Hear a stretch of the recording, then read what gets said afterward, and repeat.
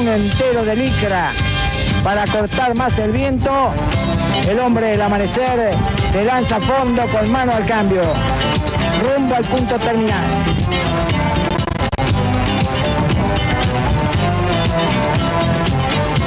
Camina alegre por las mañanas la caravana multicolor, trapos varones por los caminos. Ese señor que veíamos ahí es Federico Moreira, que ahora está sentado acá con nosotros. ¿Cómo está, Federico? Buenas tardes, un gusto.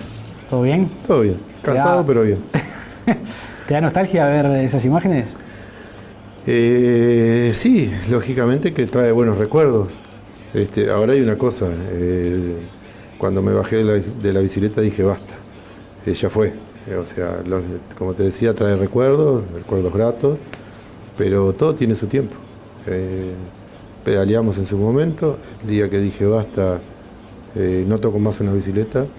Hasta ahora lo voy cumpliendo. ¿Fuiste así tan radical? No Sí. volviste nunca, no tuviste amague. Creo que, después que terminé mi última carrera, que fue en el año 2006, la Vuelta de San Pablo, vine acá a Salto, o mejor dicho, llegué a mi ciudad, a Salto, y fui 2 veces al trabajo y nunca más toqué la bicicleta. Ahí dije basta y así fue. Hoy por hoy estoy en el ciclismo, sigo vinculado. Estás como presidente de la Federación Ciclista. Digo, más indudablemente también que es un cargo que te inhibe de cualquier partidismo, claro. Exacto, trabajar con algún club o algo, pero más allá de eso, que hay que cumplirlo a rajatabla, sigo vinculado al ciclismo porque mis hijos corren. ¿Cómo fue el proceso de la decisión? ¿Fue por algo puntual o fue una decisión que venía madurando? Bueno, primero digo que yo ya estaba con una edad avanzada, con unos cuantos años. ¿Corriste cuánto? ¿30 años? Sí, casi 30 años. Entonces ya era el momento de decir basta. Y después por una razón de que entendíamos que el ciclismo no estaba en su mejor momento. Había cosas que no nos daban las garantías, a mi entender no era el ciclismo que yo quería para mi país. Yo tuve la particularidad o la suerte de poder viajar mucho por todo el mundo y competir en diferentes épocas del ciclismo. Y entonces, en ese momento, cuando hice mis últimas carreras, entendía de que el ciclismo no era lo que yo quería para mi país. No era lo que quería para mis hijos, lo reitero porque fui muy criticado en su momento, que yo vine al ciclismo porque mis hijos corrían. O sea, no lo quería porque... ¿Pero porque cómo estaba dirigido el ciclismo? Sí, entendía de que las cosas que estaban dentro del ciclismo no eran lo correcto. Y los hechos, tú me hiciste una pregunta recién, el ciclismo hubo momentos que tenía muy poca difusión. Sí, lo hablábamos antes de salir al aire. Yo te preguntaba si tiene menos exactamente, tenía muy poca difusión las carreras ahora que antes. Se llegó en algún momento a alargar la Vuelta del Uruguay con 50 corredores. La Vuelta del 2005 y la Vuelta del 2006, en una se largó con 70 y poco y la otra con 50 y poco corredores. Lógicamente que había todo un proceso, un proceso interno dentro de la federación, que es un tema bastante complejo, o explicarlo, pero como decía, uno veía en otras partes el ciclismo cómo crecía, en otros lugares, en otros países que realmente no tenían ni siquiera ciclismo, cómo habían progresado, y nosotros, a mi entender, no era te reitero, lo que yo había visto en toda mi carrera deportiva y quería lo mejor. Entonces me propusieron estar al frente de la federación y yo ya entendía de que los años ya era suficiente, 30 años corriendo, con 45 años, que iba a cumplir 45 años, y bueno, me largué a esta aventura de bajarme de una bicicleta y estar en la dirigencia, que no tiene nada que ver con lo que uno muchas veces piensa como deportista. Claro. Era un mundo completamente diferente, complejo. ¿Parece más fácil de afuera? Muchísimo más fácil, parece muchísimo más fácil. Pero creo que con seriedad, con honestidad y con sacrificio y con trabajo, esto es lo mismo que arriba de la bicicleta. Si en la bicicleta no tenés seriedad, honestidad, sacrificio y dedicación a lo que estás haciendo, tampoco podés lograr los triunfos. ¿Por qué empezaste en el ciclismo? Mirá, yo empecé en el año 75 por una razón de que En aquellos años la bicicleta era todo. No había las motos como tienen los jóvenes de hoy, la facilidad que tienen para comprar una moto o hasta comprar un auto. Claro. En aquel entonces el medio más popular era la bicicleta. Y así andábamos en el barrio en bicicleta hasta que un día tenía un vecino, Echeverri, el apellido de él, que le gustaba la bicicleta, era partidario, incluso estaba en la dirigencia de un club que se llamaba La Piedra Alta, que es un barrio muy popular de Salto, una zona muy popular de Salto. Y ahí empezamos con los compañeros del barrio a andar en bicicleta, hasta que un día dice, vamos a correr, y bueno, nos largamos a correr. Que muchas veces me preguntan cuáles son las causas a veces que el ciclismo también se haya deteriorado un poco o que no haya tanta cantidad de clubes. Y siempre lo digo, no es una sola causa, son un montón de factores. Uno de ellos es que antes el medio más popular era la bicicleta. Claro, hay menos formación de ciclistas. Y sí, hoy cualquiera que tenga que antes, si vos mirás la historia del ciclismo, por ejemplo, voy a nombrar uno de los más famosos, Attilo François. ¿Cómo es la historia de Attilo François? Y vivía en el campo. Y la bicicleta la usaba para ir a la ciudad. Claro. Y así como él, otros tantos grandes cracks, de aquí de Canelones, un montón de ciclistas que muchos de ellos hoy ya no están más. El medio de transporte que tenían para ir a la ciudad era la bicicleta. Entonces, claro, era mucho más fácil. Y hoy pregunto, ¿quién va a utilizar un medio de transporte de bicicleta cuando compras una moto en cómodas cuotas mensuales y muchísimo más barata, 3 veces más barata de lo que sale una bicicleta? Entonces creo que es un problema complejo, un problema cultural, un problema también en las grandes ciudades. Montevideo, por ejemplo, hoy hay que tener coraje para andar en bicicleta. En el tránsito actual es bravo. Exactamente. Digo, yo a veces veo a algunas muchachas andando en bicicleta que van ahí con el manillar durito y es bravo andar. Entonces digo, hay una cantidad de causas que hacen de que la gente a veces no esté afín a la bicicleta, ¿no? Pero empezaste entonces ahí en Salto, en ese club Piedra Alta, ¿era? El club Piedra Alta. ¿Y en qué momento empezaste a entrenar en serio como para ser un profesional? Y en el 75 ahí empecé a andar más, o sea, a entrenarme, a tener un orden en el entrenamiento. Y a principios del 76, este vecino y este grupo de gente del Club Piedra Alta me llevan a correr una carrera en la Argentina, donde largaron en aquel entonces 100 y pico de corredores en una carrera que hasta el día de hoy me acuerdo, en la Avenida Las Heras. Se inauguraba la iluminación de Avenida Las Heras, que era una avenida enorme de la ciudad de Concordia. Y me preguntan, dice, ¿qué querés hacer? ¿Largar en tu categoría? Tenía 16 años. ¿Querés largar en tu categoría o querés largar en primera? Dice, hasta podés largar en las dos. Y yo digo, ¿sabes qué? Le digo, no sé, si les parece y me dejan, le digo, yo corro en primera. Bueno, corrí en primera y gané. O sea, me acuerdo que me escapé la última vuelta. ¿Por qué ganaste? ¿Cómo? ¿Por qué gané? Sí. Y bueno, creo que las condiciones que tenía. Pero si hoy pensás en aquella carrera, ¿qué hiciste bien para ganar?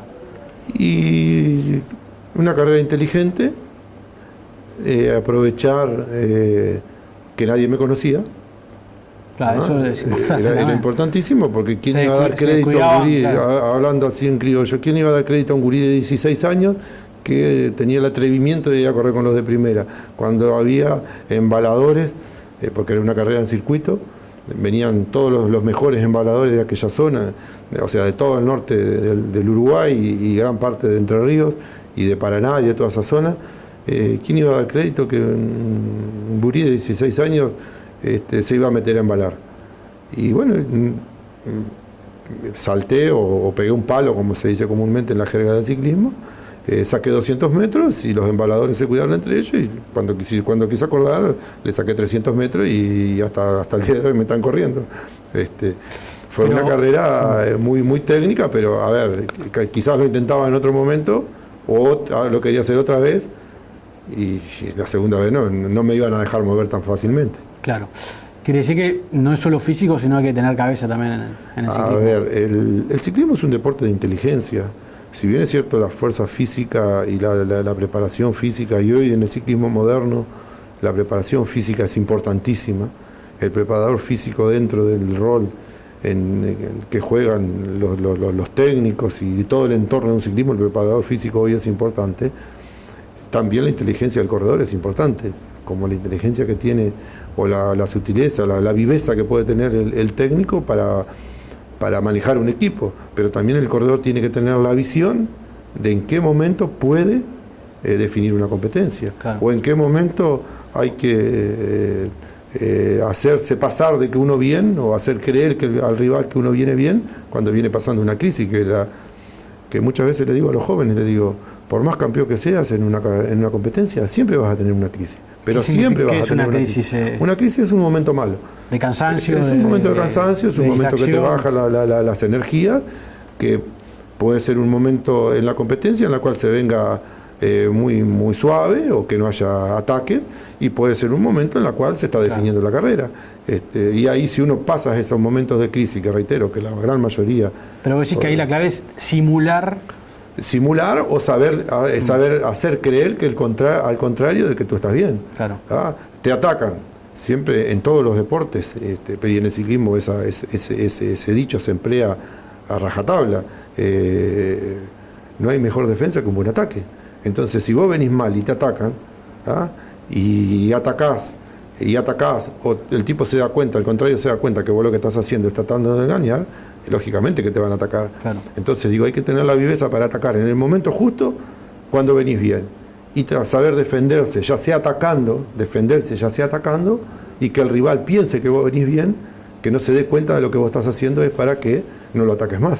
Decías recién que en esa carrera en Argentina, a los 16 años, entre otras ventajas, era que los rivales no te conocían. ¿Vos estudiabas mucho a los rivales después ya en tu carrera? Sí, lógicamente. Previo que sí. a una vuelta del Uruguay o una ruta de América, ¿estudiabas? A esa edad, cuando esa carrera que puntualmente me estamos refiero hablando, y después sí, lógicamente que sí, hay que estudiar al rival. A mí siempre una de las críticas que tenían a la prensa y los periodistas especializados era que yo ganaba en el tramo a tiempo. Yo capitalizaba la fortaleza que tenía. La debilidad mía no era, mi fortaleza no era meterme en un embalaje donde venían 100 tipos, donde yo sabía que era una persona o un ciclista que era duro de cintura. No tenía la capacidad de maniobra que tenían unos ciclistas que dibujaban la bicicleta arriba de una baldosa. Yo era un tipo duro, tipo pesado, que los movimientos míos eran torpes, no era un embalador que en 100 metros sacudía la bicicleta, me costaba. Entonces, yo aprovechaba la fortaleza que yo tenía. ¿Cuál es la fortaleza? La crono. Ahora, siempre le dicen los que te critican porque no hacías tal cosa. La crono es cuando van largando de a uno con un cronómetro. Y ahí es donde se define. Y es por tiempo. Y los tiempos. Entonces digo, ¿qué pasa? ¿Corres Solo. No vas en un pelotón. Solo contra el tiempo, nada más. Claro. Y lo que se gana en los pelotones, cuando definís en una llegada, son las bonificaciones de los sprints. Entonces yo podía ganar 15, 20 segundos en un sprint, y todo lo que arriesgaba sabiendo que no era mi fuerte. En cambio, llegaba una crono fuerte, y yo en la crono, andando bien, sacaba una diferencia que después, por más bonificaciones que hubieran, entonces que me iba a poner a hacer lo que yo no sabía, ¿no? Hacía lo mío. Entonces eso era parte de saber lo que uno hacía, y también era parte de estudiar al rival, a quién podía dejar sacar diferencia y a quién no podía dejar sacar diferencia, y estudiarlo de qué manera me iban a atacar los contrarios. O sea que el ciclismo tiene muchos movimientos técnicos que la gente a veces piensa que es subirse y dar pedal. Sí. No, hay que saber los movimientos, saber utilizar las transmisiones en el momento justo, saber alimentarse en el momento justo, que lógicamente que cada uno tiene su propio librito, pero el ciclismo es muy técnico, muy técnico soy. ¿Te gustaba más la ruta o los circuitos? La ruta. Siempre lo fuerte mío fue la ruta. Sí. Corría en circuito, corría en pista. Las paradojas de lo que tiene el ciclismo. Yo uno de mis mayores títulos lo tuve en pista, en medio fondo, en Indianápolis, en el año 87. Me llevaron la mitad de la carrera, pero con lo justo. No tenía aire, no tenía nada. Iba a oficio. Y bueno, y sin embargo me facilitaron, y después de la mitad de la carrera, cuando ya se necesitaba más fondo y más fortaleza física, y bueno, fue uno de mis mayores triunfos, que terminé sacando 3 vueltas en un campeonato panamericano. Pero realmente lo que a mí me gustaba era la ruta y las carreras por etapas. ¿Perdés ahí cierta conciencia en algún momento? Como los maratonistas, por ejemplo, dicen que en determinado momento de la carrera empiezan a perder conciencia de lo que hay alrededor y corren casi por inercia, por el entrenamiento que tienen. ¿Pasa eso en el ciclismo depende también? sí, eso es un poco lo que hablábamos hoy de las crisis que uno pasa. Hay crisis y crisis, ¿no? Hay momentos y momentos. Hay momentos que uno viene bien y se puede recuperar, y hay momentos que tiene que seguir a fondo, ¿no? Con todo lo que uno tiene, pasar todas esas crisis que realmente son difíciles. Yo a veces, hoy que manejo tanto, porque vivo viajando y manejo, digo, y cuando la gente dice tenés sueño, te vas a matar, loco, porque ¿sabes una cosa? Le digo que uno se aprendió a controlar en la bicicleta cuando estabas en el límite de las fuerzas. Cuando ya uno veía un pozo a 10 metros, 20 metros, y vos lo veías al pozo, pero tardabas tanto en reaccionar que al final lo único que terminabas era agarrándote del manillar firme y que la bicicleta pasara como pudiera, porque podías pinchar, podías romper las cosas. No te daba para esquivar. No te daba, la reacción, el tiempo de reacción, tu mente estaba tan bloqueada, el cansancio era tan grande que vos no tenías el tiempo o no tenías los movimientos rápidos como para poder esquivar. Cuando tú venís bien, tú ves un pozo arriba, lo ves, lo saltás, lo esquivás, frenás, haces cualquier dibujo con la bicicleta. Entonces, esas cosas, cuando habla de crisis, es saber sobrellevar esos momentos difíciles, claro, que como ciclista uno lo aprendió. ¿Qué es lo peor que te pasa arriba de la bicicleta? Lo peor puede ser cuando te largan, que ya no tenés más fuerza y te largan y vos ves que la competencia se te va y que ya no... Cuando te largan significa cuando te perdés rueda del grupo y ya no tenés más, o cuando pinchás y sabés que no te dan las energías, porque hay momentos para pinchar, pero pinchaste en un momento clave, no tenés las energías suficientes y sabés que todo lo que tenés encima es impotencia, porque no tenés cómo sacar. No hay de dónde sacar energía, te cortan una caravana y no tenés cómo meterte el oficio dentro de los autos y poder ir para superar esos momentos difíciles. Entonces digo, para mi gusto, lo más feo en el ciclista es cuando te largan de un grupo y vos sabés que perdés todo. ¿Existían psicólogos o algo así cuando vos corrías? ¿Alguien que te apoyaba? No. Porque hay un trabajo de cabeza también. Ahora también. Ahora, como dije, el ciclismo hoy es moderno. Preparador físico, psicólogos, otro montón de cosas más. Medicina del deporte que hoy está muy avanzada, donde hoy por hoy te meten arriba de una máquina, claro, y te dicen cómo tenés que pedalear. Yo he llevado chicos ahora a algunas firmas de bicicleta donde lo ponen arriba de una máquina y te corrigen todos los movimientos que antes estábamos pedaleando y no nos dábamos cuenta que estábamos pedaleando torcido, que estábamos pedaleando haciendo mal la fuerza que teníamos que hacer. Hoy te ponen arriba de una máquina y simplemente con mirarte en la televisión ya te das cuenta de todos los defectos que tenés. Entonces, toda esa tecnología que tenemos hoy, más medicina deportiva, preparadores físicos, psicólogos, hacen de que el deporte en sí esté mucho más competitivo y sea mucho más mucho mejor de lo que era antes, ¿no? Por lo menos a mi entender, porque siempre a veces la gente te dice antes era todo mejor y ahora los viejitos siempre decimos en el tiempo nuestro, pero yo creo que si nos posicionamos, el deporte hoy se ha modernizado. ¿Y los tiempos bajaron mucho? Han bajado muchísimo. ¿Con tus tiempos con los tiempos tuyos hoy? Han bajado mucho. ¿Competías o ni competías? Los promedios generales. A ver, reitero, no se puede hacer comparaciones de las bicicletas que hoy no pesan más de 7 kilos, claro, con todo carbono, cuando nosotros corríamos. Ese video que tú estabas pasando ahí, fíjate lo que era la bicicleta de crono. Sí. Y la elogiaba mucho, el comentarista la elogiaba. Era lo mejor. Sí. Esas ruedas que fueron de una bicicleta belga, que eran una rueda anonizadas de color amarillo de 32 rayos, pero era un cuadro común y corriente. Le poníamos las ruedas livianas, que era lo que se hacía en aquel entonces, para que la gente tenga conciencia. Ahí la vas a ver. Eso estuvo 220 gramos. Pesa. Era lo mejor que había. Y las llantas eran 32 agujeros y llantas livianas. Entonces lo que se hacía era ponerle esas ruedas, ponerle tubos más livianitos, que eran 220, para la ruta usábamos 260 gramos, y la bicicleta era la común y corriente. En esos tramos hacíamos 42, 44 kilómetros por hora. Después se modernizaron, vinieron la rueda de 26, y hoy por hoy la bicicleta de carbono pesan 7 kilos. Claro. Entonces, ¿cómo se puede comparar un promedio en una bicicleta común y corriente con ruedas livianas nada más con las bicicletas de hoy? Que, bueno, hasta pedalean solas, te digo. A ver, se ha modernizado todo, no hay forma de comparar los tiempos. De cualquier manera, con una bicicleta un poco mejor que esa, ya con el manillar para hacia arriba, no tenían apoyabrazos. Cuando gané, a mi entender, la Vuelta del Uruguay más espectacular, que fue por Peñarol, que se hizo todo el circuito por Avenida, o sea, por Boulevard Artigas, 18 de julio y toda la Rambla, ahí hice 51 kilómetros de promedio. O sea que si lo comparamos hoy a ese promedio, no está tan mal. No está tan mal, no. Está mucho mejor que mucho. Está con muy buenos promedios. Pero fue una excepción. Me decía recién que en la carrera de Indianápolis es la que más recordás. No, lo que decíamos que fue, paradójicamente, a mí me gustaba la ruta y uno de mis mayores triunfos fue en velódromo.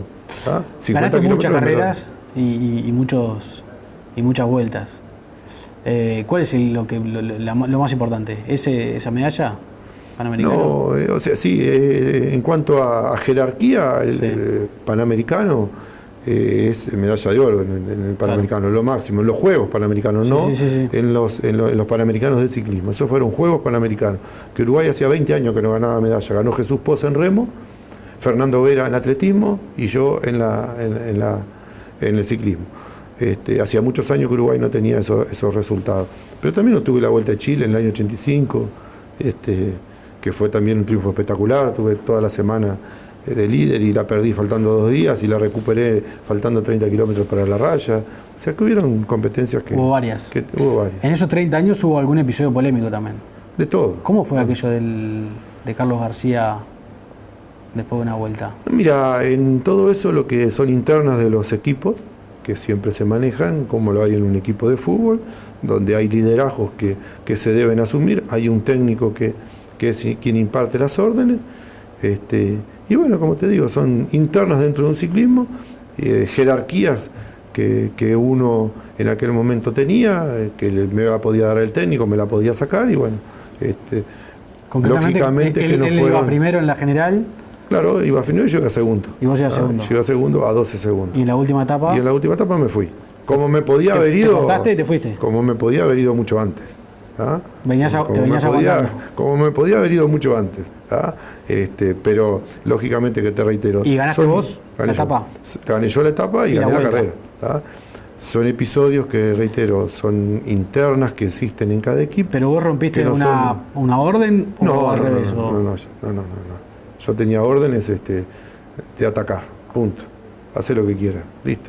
¿Ah? Entonces, a ver, convengamos, ¿son episodios agradables? No me gusta. ¿Ah? No me gusta. Quizás tenía que haber tomado otras medidas, tenía que haber hecho otras cosas. Son cosas que pasan dentro de la cocina de cada equipo. Claro. Es más, cuando hay equipos poderosos, donde en aquel entonces el Amanecer era un equipo poderoso, donde este tipo de situaciones se suelen dar. Sí, ahora lo vemos en la Fórmula 1, por ejemplo, pasa bastante seguido. ¿Cuántas veces le dicen al técnico, parás? O sea, el técnico dice, pare y va a ganar el otro. Claro. Y lo aceptan o no lo aceptan. Y estamos hablando donde hay muchos millones de dólares. Pero ahí a vos había gente que quería que no ganaras vos. No, yo te digo, era una situación que se venía generando. O sea, no era una situación fácil. Claro. No era una situación había una competencia fácil. Interna. O sea, éramos... Los dos querían ganar. Exactamente. Yo en mi justo derecho quería ganar y Carlos en su justo derecho quería ganar. Había una tercera persona en juego, que en ese caso era el técnico. En determinado momento se ponen las cartas sobre la mesa. Reitero, hay una serie de reuniones entre los corredores, las divisiones, las clásicas que hay hasta en un equipo de fútbol. Uno va para un lado, el otro va para el otro, hasta que hay un momento que dice, bueno, hagan lo que quieran. Como en Fórmula 1 cuando dicen, bueno, que gane el mejor, listo, claro. Se terminó. Acá hay una cosa similar, que son situaciones, reitero, agradables o no, lógicamente que no. ¿Y te tiró el antidoping encima? Estábamos ahí, sí. Pero te aclaro. ¿Cómo fue eso? Contalo. Porque las cosas. Estamos hablando de algo que pasó hace 20 años. Yo prefiero hablar de otra cosa. Yo prefiero hablar. No te escapes. No me voy a escapar, pero va sobre este tema mismo. Sobre este tema mismo para que digo. A mí me gusta ser profesional. Y hay cosas dentro del ciclismo que no digo que porque uno las tiene por qué contar, pero para que la gente sepa. Yo tuve ese episodio con razón, sin razón, a favor o en contra, mucha gente. ¿Quién fue el técnico que me dirigió cuando yo gané Rutas de América y Vuelta del Uruguay en el mismo año? Y batí todos los récords. ¿Quién fue? Carlos García. Dice que se reconciliaron de alguna manera. Entonces con esto la terminamos ahí. Fueron al antidoping. La terminamos y te tiró ahí. la muestra de orina encima. Estaba todo caliente. A ver, el ambiente que había era coso. Digo, nosotros no solo en eso, sino en el propio club, Sí. Todas las internas. Pero por eso te digo, las cosas que suceden en todos los deportes siempre tiene momentos complicados, momentos complejos, que después a la larga se analizan, se desmenuzan, por qué. Quizás ni él quería ese momento ni yo lo quería. Quizás se debía de hacer de otra manera y bueno, después el destino y el tiempo quiso, nos juntáramos en una mesa y él tuviera como técnico que fue y que dirigió al de los corredores, que hay 2 corredores en la historia que han ganado Rutas de América y Vuelta de Uruguay en el mismo año, Gustavo Figueredo y yo. Y yo todavía encima ganando mi 5ª Vuelta del Uruguay. Y ese episodio quedó aclarado. Entonces, seguimos nos vemos poco hoy porque Carlos no está más en el ciclismo, pero siempre... ¿Sigue pasando eso que pasaba en el interior, de que llegaba la Vuelta o Ruta de América y había como un fervor en los pueblos del interior? Sí, Quizás sí. más que en Montevideo. Sigue. El problema es que acá en Montevideo hoy no se pasa por los barrios, Claro. donde en su momento el ciclismo era de barrio, Sí, sí. donde nacía el ciclismo. No se pasa por los barrios por un montón de factores, de tráfico, la propia vialidad está diferente, hay lomadas por todos lados, o sea, las vías de tránsito han cambiado, los barrios han cambiado. El tránsito hoy por hoy es complejo, Montevideo está complejo. Entonces digo, es Pero una en el interior problemática. sigue siendo una fiesta cuando sea la A ver, Vuelta. en el interior se sigue en la misma. ¿Por qué? ¿Qué pasa? El interior es más chiquito, las vías de tránsito todavía se mantienen, pero el tráfico no es tan complejo ni tan complicado como acá en Montevideo. Y aparte hay una historia del ciclismo. Más allá de que Montevideo, por ser la capital y por la historia que tiene y porque está concentrado todo, si tú agarrás una hoja y estudias de dónde fueron y de dónde la mayoría, yo te diría que un 70-80% del ciclismo nace en el interior. Claro. De ahora y en todas las épocas. François, ¿de dónde es? Del Claro, interior. hay más acceso a las rutas también en el interior, ¿no? Y Los pueblos es otra están más sobre las rutas, idiosincrasia, en Montevideo otra más cosa. complicado ir a esa ruta. Y cada vez está difícil, y cada vez peor. Claro. Cada vez peor.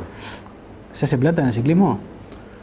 No. Se puede ganar algún dinero, pero yo siempre lo aconsejo. El que quiere pensar de que con el ciclismo va a hacer plata, a mi entender está por el camino equivocado. Está por el camino totalmente equivocado. Creo que... ¿Y vos cuando corrías qué hacías? ¿Trabajabas aparte? ¿O estabas dedicado full a los 18 años trabajé 4 años de policía. No. Fui policía, trabajaba en la dirección de seguridad y después trabajé en los depósitos. Si debo ¿La dirección reconocer... de seguridad qué hacías? Dirección de seguridad, distribuía toda la papelería que venían de los juzgados y iban para las jefaturas para distribuirla a las seccionales policiales para que le llevaran al domicilio de lo que el juzgado ordenaba. Después trabajé en los depósitos, recibiendo y entregando armas. Si debo aclarar una cosa, tenía concepciones, porque yo a los 16 años tuve mi primer medalla panamericana y en ese entonces se apoyaba mucho el deporte y más a través del ejército, de la policía, y me daban para entrenarme. Luego estuve 3 años sin trabajar y hoy tengo 27 años trabajando en la Comisión Técnica de Amistad de Salto Grande. El 28 de octubre voy a cumplir 28 años dentro de Salto Grande. Que decir que siempre trabajaste además. Siempre trabajé. O sea, me dieron facilidades, lo digo públicamente y lo agradezco a todo el mundo, claro. Me daban para entrenarme, pero mi vida no giraba en torno a lo que cobraba en el ciclismo. Mi vida giraba en el ingreso mensual que yo tenía con mi trabajo y con mi laburo. Y siempre lo cuento. Yo llegaba, corría los domingos en Montevideo, me tomaba la agencia central 5:30, llegaba a Salto a la 1 de la mañana, entraba, me levantaba a las 7 de la mañana con la mochilita en la espalda, la llevaba, la dejaba en el trabajo, me daban las horas para entrenarme y a las 11 de la mañana volvía al trabajo hasta las 3 de la tarde. Y a las 3 de la tarde la mochilita al hombro y a mi casa. Así estuve durante 27 años. Entonces digo, aquel que piense que el ciclismo le va a dar plata y que va a salvar su vida y que no va a tener una profesión y que no va a tener un trabajo seguro, a buen puerto va por agua, como decimos. Bueno, hoy se corrió la primera etapa de la Ruta de América. Correcto. Montevideo, Florida. Exacto. ¿Cómo ves esta edición de las rutas? Linda, hoy fue una carrera muy tranquila, con viento a favor y con viento en contra. Ya temprano, cuando un colega me hizo un reportaje, me preguntó si era la etapa más complicada. Y yo dije, me parece, por el lugar, la ubicación geográfica que estamos, me parece que el viento está norte. Si el viento está norte, se va y se viene, y hay nada más que 8 kilómetros, 9 kilómetros entre Canelones y Santa Lucía de viento cruzado. Después, incluso más, el viento paró y fue una etapa muy tranquila, muy normal, con una cantidad enorme de corredores, 164 corredores. ¿Volvieron las carreras de muchos corredores? Sí, ya te digo, en un pelotón enorme, hermoso. Y bueno, una carrera tranquila, una caída de un muchacho del Nacional de Rocha, con algunos golpes en la cabeza, y bueno, pero ya lo trajeron al sanatorio, pero no fue más que eso, está dentro de los parámetros normales, no hubo nada fuera de lo normal. Una etapa tranquila y que bueno, una carrera muy corta, va a ser muy rápida, muy veloz.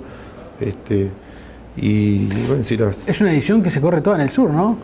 Sí, por los pocos días, son 6 días nada más. Son 6 días y... No cruzan el Río Negro. No cruzan, el Río Negro. No, porque no dan los días. Y claro, si vas tenés que hacer muchas neutralizaciones. Entonces hay que tratar de evitar las neutralizaciones porque traen costo, o sea, claro, costo en dinero y cansancio también para toda la caravana. Los camioneros se quejan del estado de las rutas. ¿Les complica a ustedes el estado de las rutas o eligen rutas que estén bien? Lamentablemente es un problema. Organizar una vuelta hoy es un problema porque justamente, como decía, las neutralizaciones traen cansancio a la caravana, traen costos adicionales y eso hace de que uno tenga que elegir. Por ejemplo, te voy a dar un ejemplo puntual. La Vuelta del Uruguay, se llega a Cerro Largo, llegamos a Cerro Largo y al otro día tenemos que trasladarnos a la mañana de Cerro Largo a Tacuarembó, 207 kilómetros, porque la ruta 26 está deshecha. Sí, la 26 es un caso. Está deshecha. Entonces a la tarde tenemos que hacer la etapa a la tarde para que los ciclistas puedan viajar a la mañana y correr a la tarde. Y al otro día sí salimos de Tacuarembó y después, bueno, hemos elegido un circuito acorde para que las neutralizaciones se minimicen lo máximo posible. Que sí que han sacrificado etapas, digamos, por el estado de las rutas. Y hay rutas, o sea, quisiéramos hacer de repente otro recorrido diferente, pero que tenés, o tocar otros departamentos, Rivera, Artigas, Salto, que no lo podemos hacer porque las rutas no lo permiten, o tienen tramos buenos y tramos malos, y bueno, eso hace de que sea complejo la unión. Por ejemplo, sería tan fácil unir una Vuelta del Uruguay, el con el centro, si viniéramos, por ejemplo, de 33 a Durazno, por adentro, por Sarandí de allí, y bueno, claro, tiene unos pedazos de 90 kilómetros bárbaros, y después lo demás está todo deshecho. Después en el norte, la 26 de Tacuarembó a Cerro Largo, o a su vez la 31 de Tacuarembó a Salto, o de Tacuarembó a Paysandú, hay lugares que se complica para transitar. Muchas gracias por haber venido, Federico. Por favor, estamos a la orden. ¿Te volvés ahora para Florida? No, yo ahora me vuelvo a Salto. ¿A Salto? Mañana tengo como que atender un poquito a mi mamá, sí, que está pasando algún problemita de salud. Y bueno, abandono la caravana por mañana, horas. Me voy a llevarla, a acompañarla y a llevarla a una clínica en la Argentina, que tengo unos que hemos ido muchas veces, y bueno, vamos a ver si puede salir de este momento que ojalá no sea nada. Que sí que te has pasado en la ruta y seguís pasándote en la ruta, porque hace un rato viniste de Santa Lucía para acá para la entrevista. Esta semana viajé lunes de noche, martes de noche, miércoles de noche, jueves de noche y viernes de noche. 5 noches, 4 noches dormí arriba de los ómnibus. Sé que estoy acostumbrado. Arriba del ómnibus. Arriba del ómnibus. Gracias por haber venido. No, por favor, a la orden.